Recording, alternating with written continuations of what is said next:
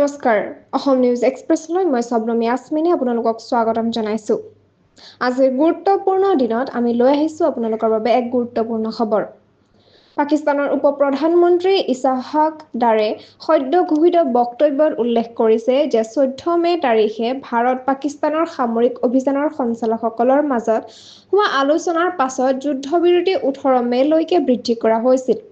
সেয়ে আজি এই চুক্তিৰ অন্তিম দিন বুলি ধৰা হৈছে, কিন্তু ভাৰতীয় সেনাই স্পষ্টভাৱে কৈছে এই যুদ্ধবিৰতি চুক্তিৰ কোনো ম্যাদ উকলি যাবলগীয়া তাৰিখ নাই। সেনাৰ মতে যুদ্ধবিৰতি অব্যাহত থাকিব আৰু আজি কোনো DGMO পৰ্যায়ৰ আলোচনা অনুষ্ঠিত হোৱাৰ কথা নাই।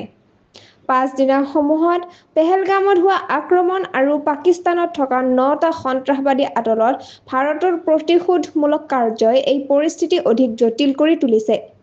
পাকিস্তানে এই কৌশলগত পদক্ষেপ হিচাপে যুদ্ধবিৰতি ঘোষণা কৰিলে এই সিদ্ধান্তে বুজাই দিয়ে যে এই সময়ত দেশখন এখন মুক্ত যুদ্ধৰ দিশে আগবঢ়াৰ পৰা আঁতৰি থাকিব বিচাৰে, বিশেষকৈ যেতিয়া ইয়াৰ ভিতৰুৱা পৰিস্থিতি যথেষ্ট অস্থিৰ।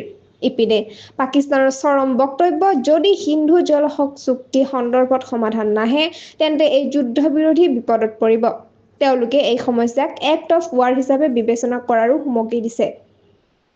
আজি যুদ্ধবিৰতিৰ সম্ভাৱ্য অন্তিম দিন বুলি ধৰা হলেও মূল কথা হৈছে এই দ্বিপাক্ষিক সম্পৰ্কৰ ভৱিষ্যত এক অজানিৰ আবদ্ধ। আগামী দিনবোৰত এই সিদ্ধান্তবোৰে কেৱল সীমান্তৰ ওপৰতে নহয়, বিশ্বৰ ৰাজনীতিতো বহু প্ৰভাৱ পেলাব পাৰে।